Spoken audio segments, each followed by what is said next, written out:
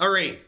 Soulflayer. This is one people have been asking if we've played yet. So this deck's namesake card here, Soulflayer, has a mechanic called Delve, similar to Dig Through Time. You can exile cards from your graveyard instead of paying the colorless mana cost on this. You can play this card for black if you exile 4 cards from your graveyard. It is a base 4/4, but notably, this card gains any keywords of cards that you delve away with it. So in our deck here, we have Zetalpa, the Primal Dawn, which gives it Flying, Double Strike, Vigilance, Trample, Indestructible. We have Samut, which gives Double Strike, Vigilance, and Haste. We have Murderous Rider for lifelink. We've got Spellbreaker with Trample. Ghor-Clan Rampager tramples. Hazoret gives Indestructible.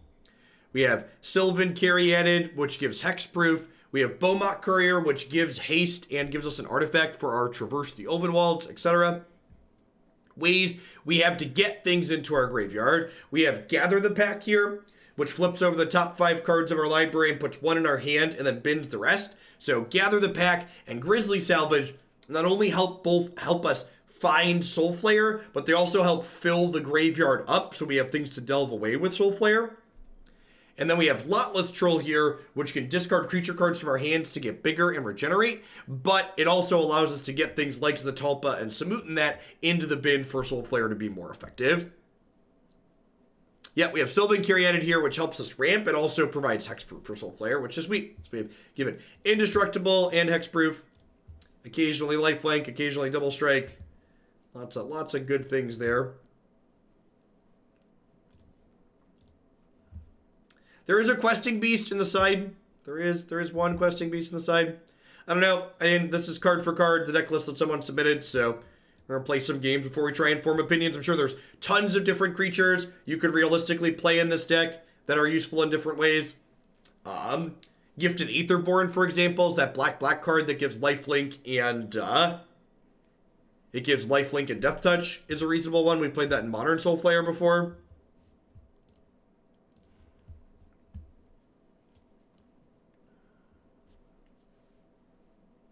Oh yeah, this build is notably not playing Chromanticore, huh?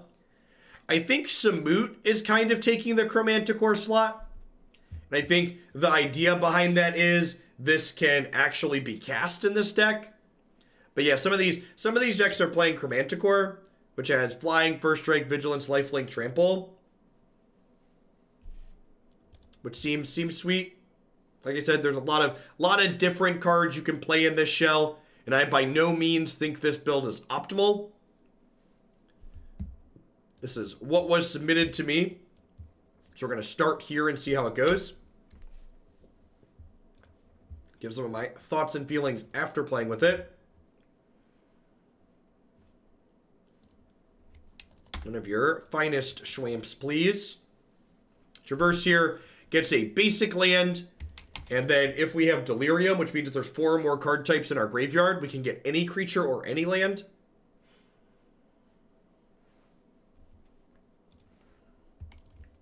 So that's Spell Mastery. So if there's 2 or more instants or sorceries in our graveyard, we get to grab 2 things with it. So I'm going to wait and Grisly Salvage first, because Grisly Salvage will be our second instant or sorcery in there. So Gather the Pack can then draw 2. Lost a game last night to my local Soulflayer player by casting Chromanticore through Mana Confluence. That's sick. Yeah, we have a couple of Mana Confluence, and we have Sylvan Caryatid in this deck.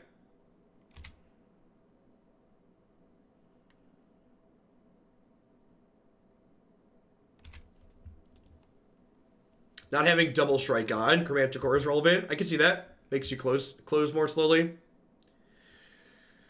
Am I just taking a land here? My opponent's deck's probably a Blossoming Defense deck. I think I'm just going to take a land.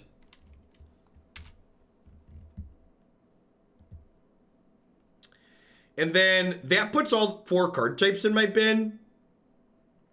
So I think I'm actually going to Traverse for a Lotleth Troll here.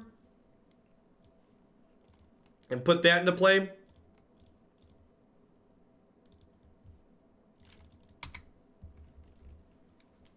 Yeah, because Lotleth lets us bin Zetalpa here.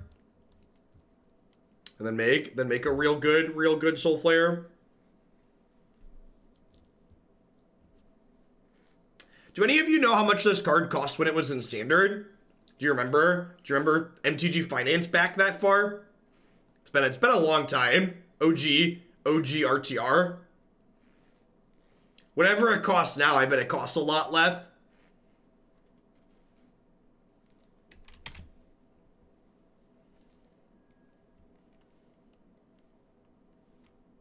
Jump start? Yeah, you maximize that velocity, opponent.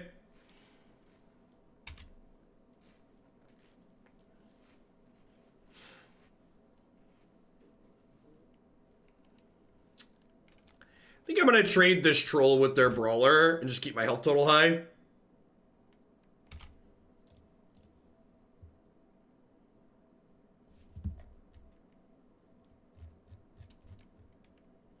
I fell for that once and I'm not doing it again. I feel like there are enough people here that haven't heard me make that joke yet that I could do it again.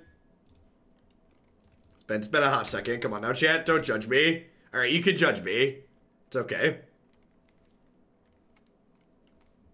I appreciate that every time I make that joke, people actually go and like look up how much it costs too. Y'all are the real MVPs. All right, gather my pack.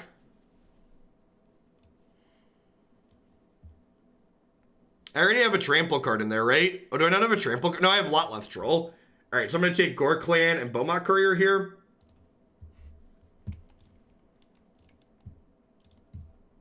And then let's zoom this so that way we don't misclick. I want Murderous Rider, Zetalpa,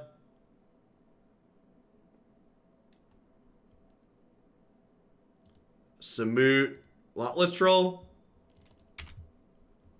Keyword monster. Got my keyword monster. Do.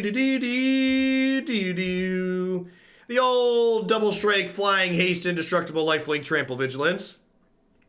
Don't mind if it does. Obscene sanity. Thank you for the 1.5 years of support. I appreciate that. Welcome back. Howmph. Oh my God. Oh my goodness. I think the fact that there's only one lifelink creature in this build is a punt. That feels like a punt to me, at least. It feels like only having one lifelink creature is a bit of a miss.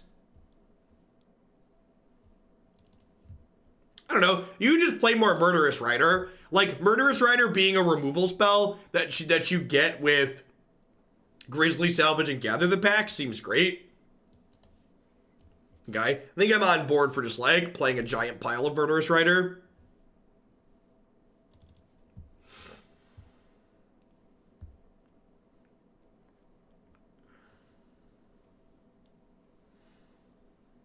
No, you didn't like Brawl, and that is legitimate, but yesterday users with MTG Arena Pro played Brawl for 11.9% of their matches. You think there's a reason for Brawl to not be legal around the clock? Yeah, the reason Brawl's not legal around the clock is because Wizards thinks they make more money by not having it be legal around the clock. You can think about it all you want, but like that's the reason Brawl is not legal around the clock. That is, at the end of the day, this is not one of those things that's not being done in Arena because of technology limitations. This is one of those things that's not being done because you're a piggy bank for WotC, and the person that's in charge of the spreadsheet determined that you make them more money by Brawl being limited.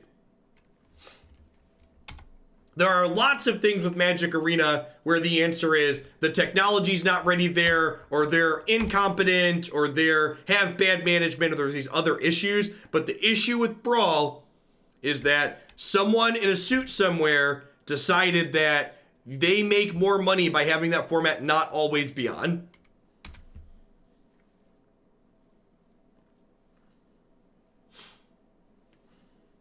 Yeah, I agree. As a archetype, Burgle, this archetype seems like it has a lot of potential.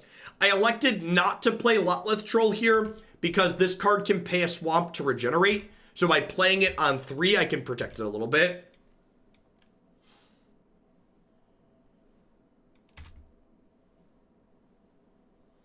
Is that not the case with Moto as well? It has multiple formats. I don't know. Whoever did the calculation for Moto determined that they can make money by having multiple formats.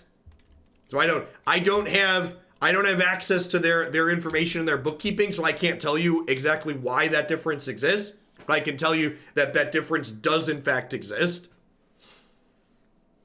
Yes, if a card regenerates, it is removed from combat.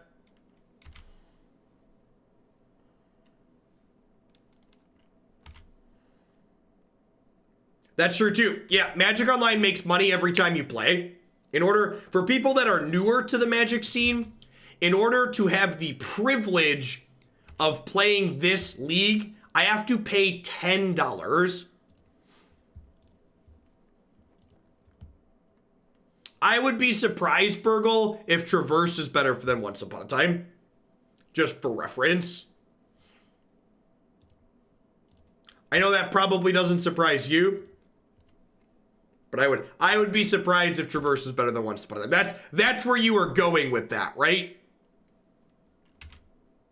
Okay. Good. Excellent. See, I'm not new. I get it. To really go out on a limb. Yep. I agree. It's probably not better than Once Upon a Time.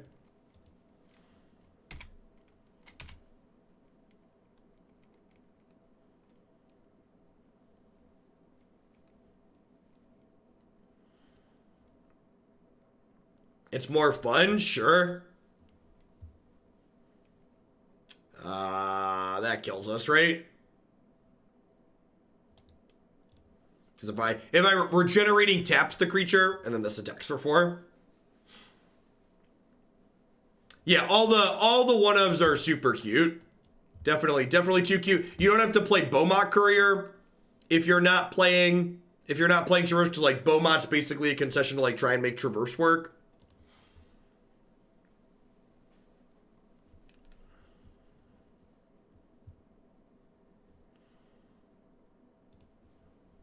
Is there another discard outlet? I'm not sure, actually. Is there a basic forest in this deck? There's no basic forest in this deck. That's kind of wild. There's a basic mountain, but not a basic forest. No, I don't think I want to be super... I don't think I want to dilute my game plan that much, Rag. I guess Collective Brutality is technically a discard outlet. Satyr Wayfinder, sure.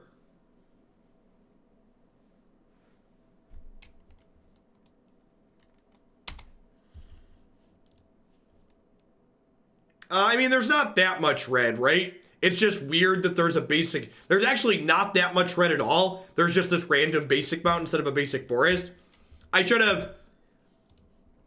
Past Jeff did not spot check anything in this deck list. He just loaded it up. As is usually the case when Past Jeff does that, mistakes were made.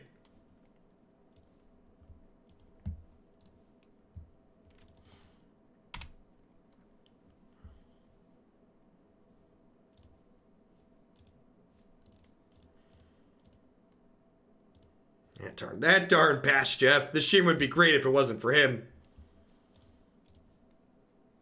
We're gonna go fetch Lotleth Troll here.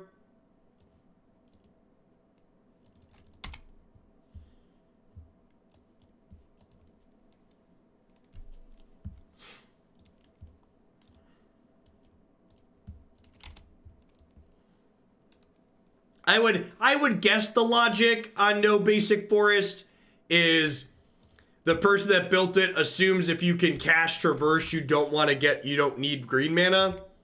I would assume that's the logic they went with.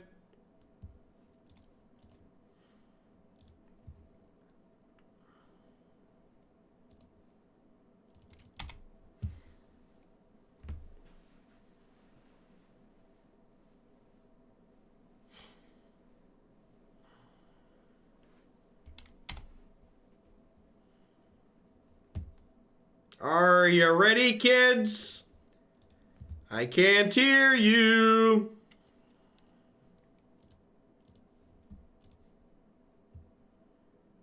Oh. Hey, Trax, thanks for the host. Hope you had a good stream this morning.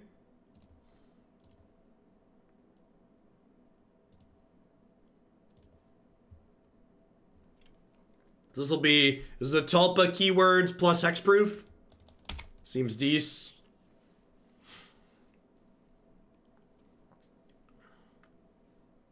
Now, notably, Indestructible is actually not that good against Double Strike. So, like, if they have Teamer Battle Rage here, we're actually going to be in trouble.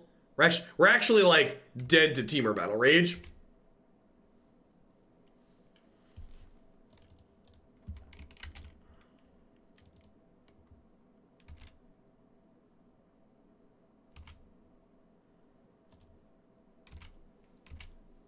I have Abrupt Decay here.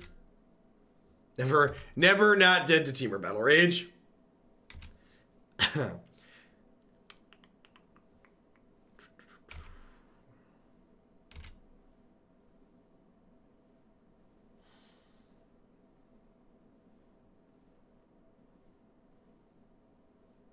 Yeah, here's hoping, Socio Penguin. Hopefully they manage the ban list well.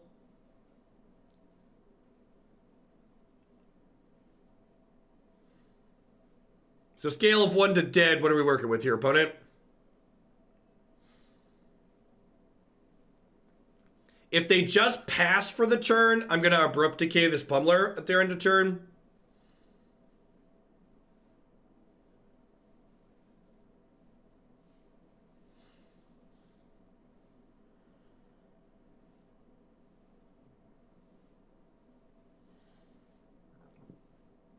They have 12 energy currently. That's what this little number here says. And every 3 energy can double the Pummeler.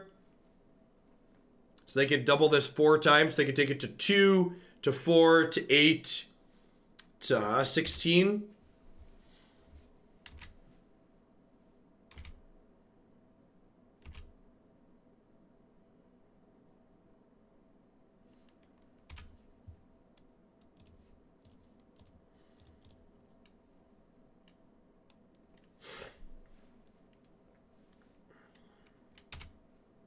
Can't be countered, my arse.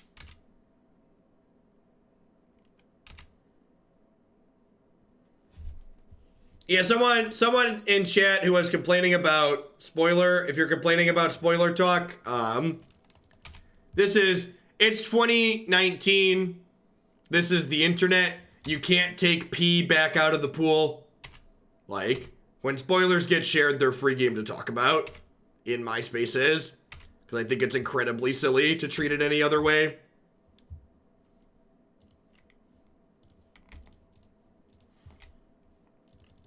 Especially this latest round of spoilers, which very likely was Wizards of the Coast spoiling cards to distract from the fact that Standard's currently a dumpster fire.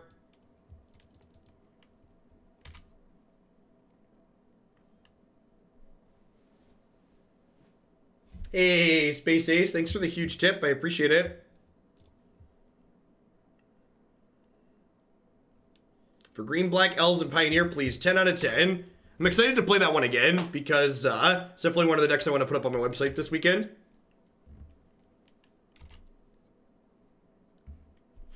Nice tinfoil hat. Listen, the truth is out there, sheeple. The truth is out there, man. You just gotta listen for it.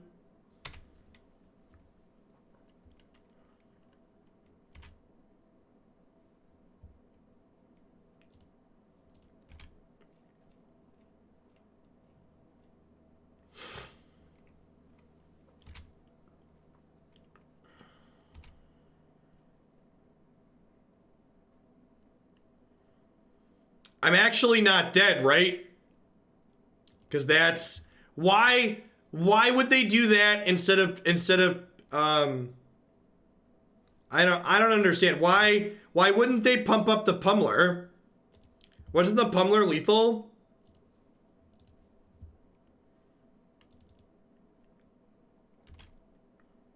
The Pummeler would have been lethal, right? They could have done this 4 times. No, they could have done this 4 times, right? 2, 4, 8, 16. Yeah. All right, sure. So we should have lost this game. If our opponent played better, we lose here. Wait, what? Oh, this is... We're dead anyways. Okay, it doesn't matter. I forgot about this. No, we're dead anyways. All right, didn't matter. We were dead anyways. They played fine. So things to note there. Things to note there. If we would have gained 16 life that game, we would have won even with them powering up the Pummeler, right? So, like, I think the lack of lifelink in this build is a very big mistake.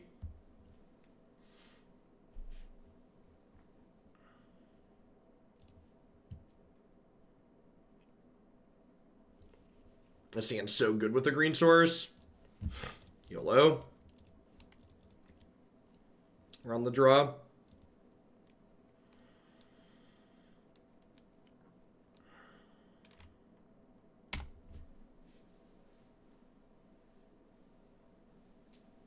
Oh no. Oh no. Oh no. Remember that time we bottomed the second one? Pepperidge Farm remembers.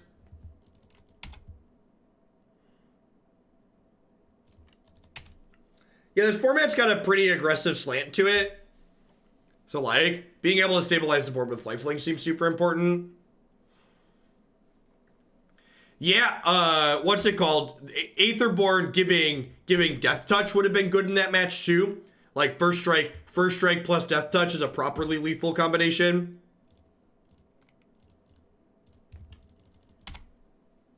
Nothing but net chat. Never didn't have it. So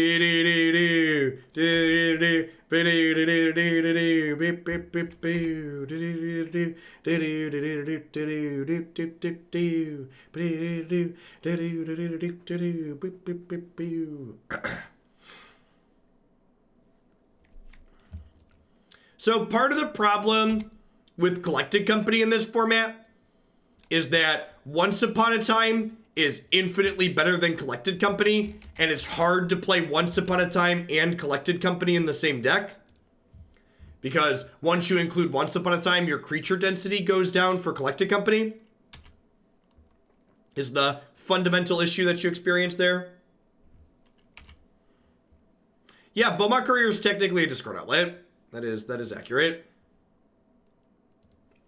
Little unfortunate here that we didn't bin another instant or sorcery here because I wanted Spell Mastery on this. We did not get it.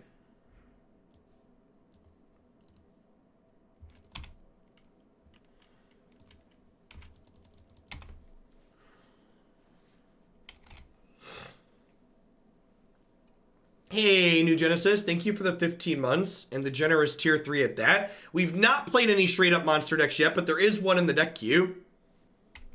Would you like for me to bump the monsters deck with your tier 3 this month?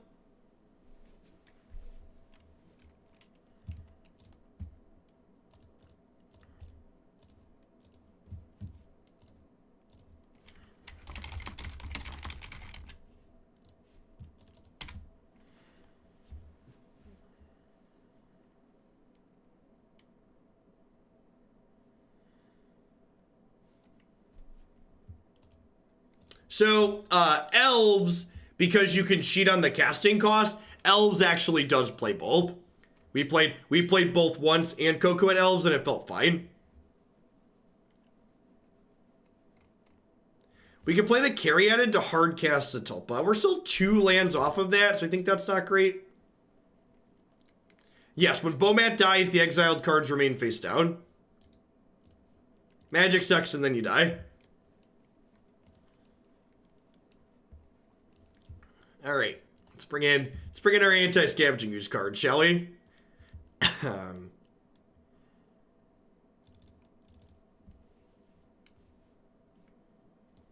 I want Thoughtseize here? I feel like I might want Thoughtseize.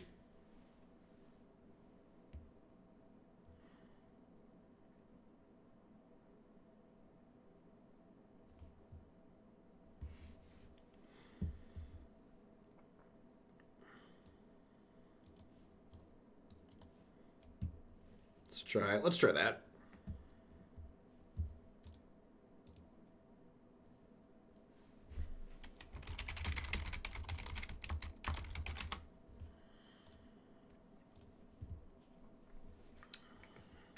Sure.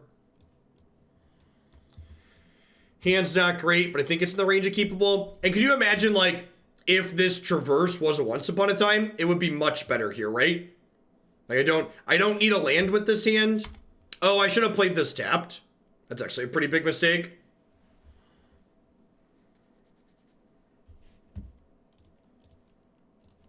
This is not a swap. There are 0 drop frames on my end. So if you are currently experiencing any lag, it's either on your connection or on Twitch. God bless Fiber. Let's just play Lotleth, actually. Now I've taken damage I didn't necessarily need to take because of my poor sequencing.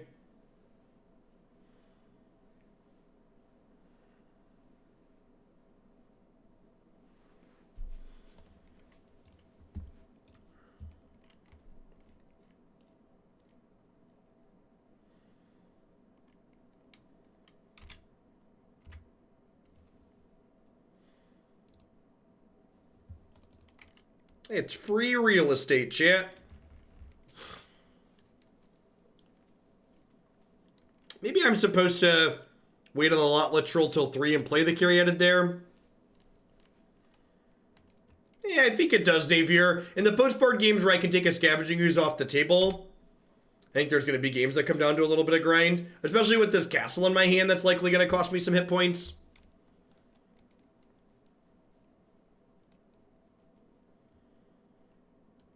Yeah, do I want to cast a 4/4 Trample Hexproof here? I think I do. I think that's probably fine. Like, keeping this in my hand exposes it to Thoughtseize, which is not ideal, and emptying my hand makes my Castle Locthwain better. So, I think there's a lot of upside here to just playing this out. Hey, DC Amos, thanks for the half a year of support. I appreciate that. Welcome back. Hope you're having an excellent, excellent Thursday wherever you are.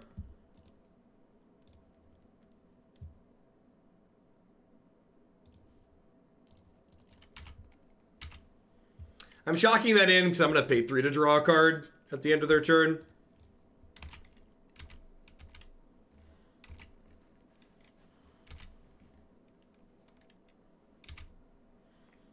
KYP, thanks for the 10 months. Hope you're having an excellent Thursday wherever you are. Welcome back to Hooglandia.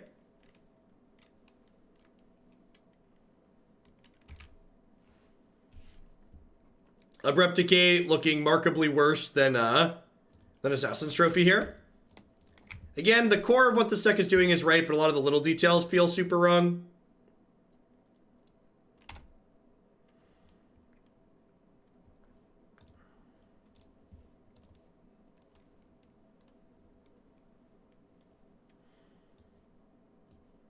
Okay, well, their hand sucks. We got that going for us.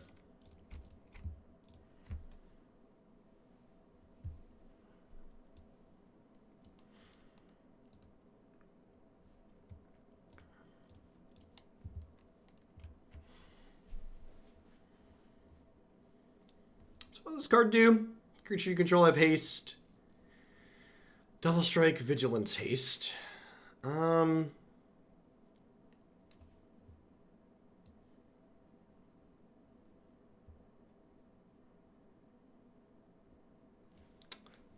I could just get Hazoret.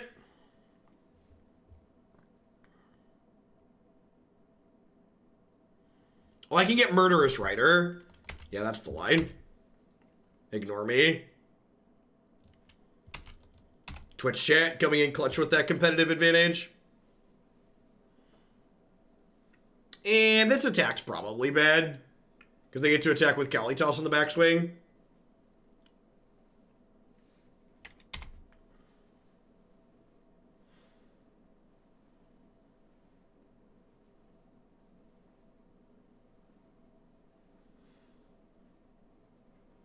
Block and sack? That sounds awful. Why would I want to discard my hand and give them a zombie? Yeah, being able to traverse for removal is sweet. Concur.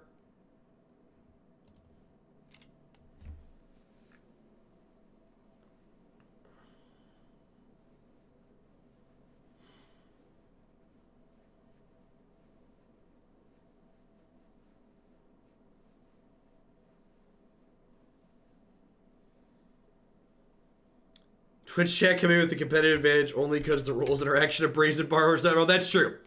Twitch chat has never in its life known the rules text on Brazen Borrower. That is wholly accurate. Ishkanai here is going to be a tough nut to crack. Mana Confluence just being consistently awful here.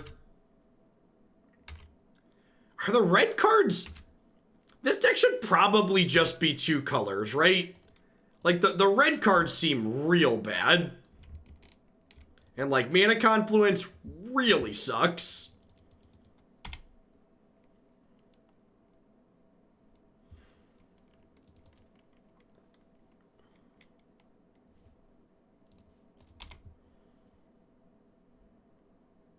We're actually just, like, dead to this Graph Widow.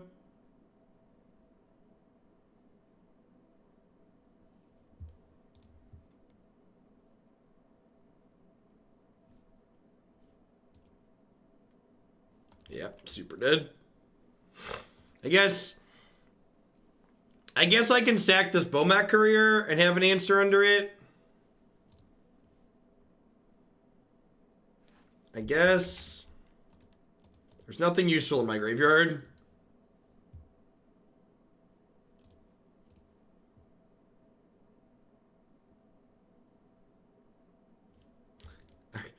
Alright. I mean... That technically means I'm not dead to the Ishkanai activation, I guess.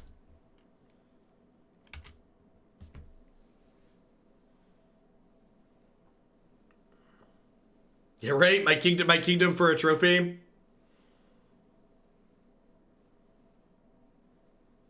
Like, I just don't even have relevant... Like, I don't have a double strike card in my graveyard. So, like, even though I have a haster in here, like, I can't peel Soulflayer and kill them here. So we're just dead. I'm gonna concede.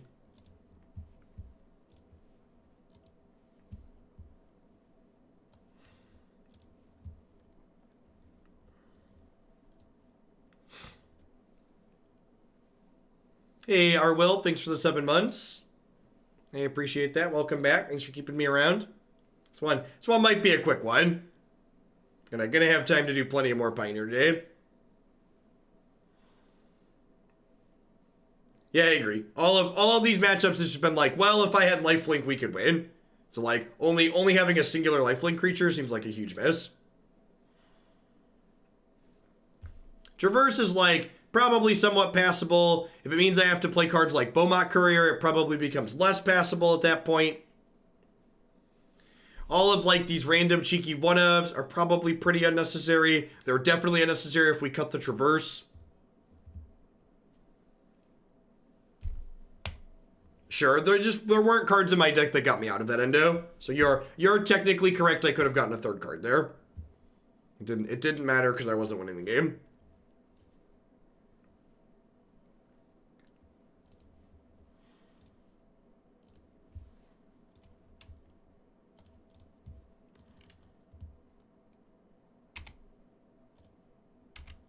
Yeah, I agree. This is definitely one of those times where like the fact that I'm locked into a Magic Online League and it's difficult to get cards on Moto is like a big letdown. Because like, if this was Magic Arena and we were playing ladder matches, I would make a bunch of changes to this deck in between like match 1 and match 2 and match 2 and match 3.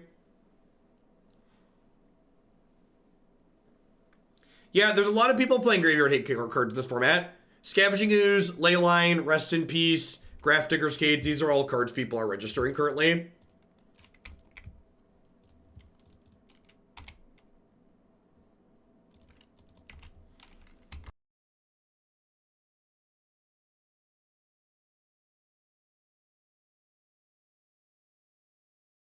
Why is Samut one of the main points of this deck?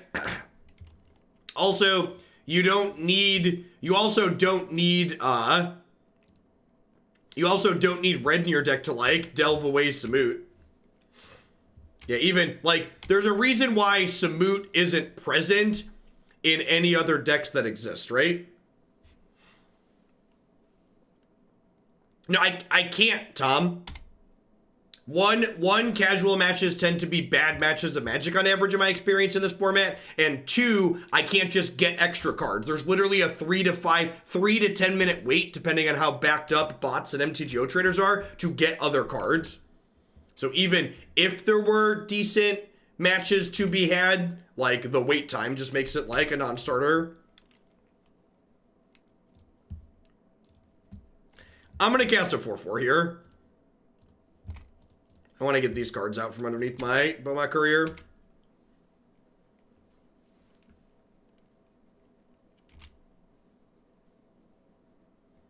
Yeah, just buy all of Moto.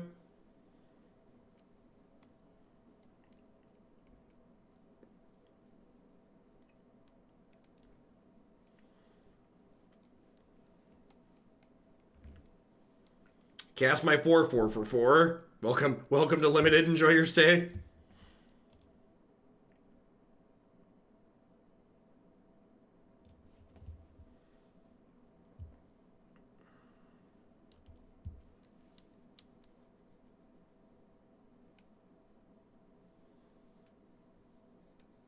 How much for a full collection? There was a site that keeps track of it. I don't remember what it was offhand, but I believe the last time I looked, it was in the range of like $15,000 to $20,000 for like playset of every card on Magic Online.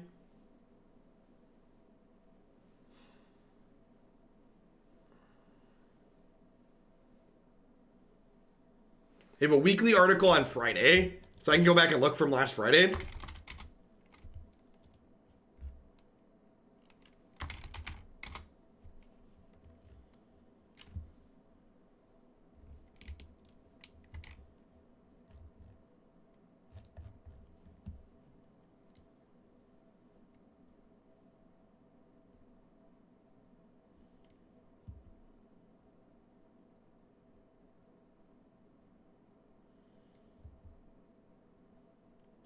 I don't know. If you have a link to that, if you say they do it every Friday, it should be easy for you to give me a link.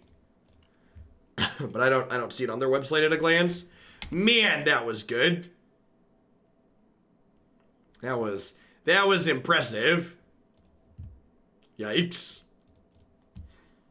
Yikes.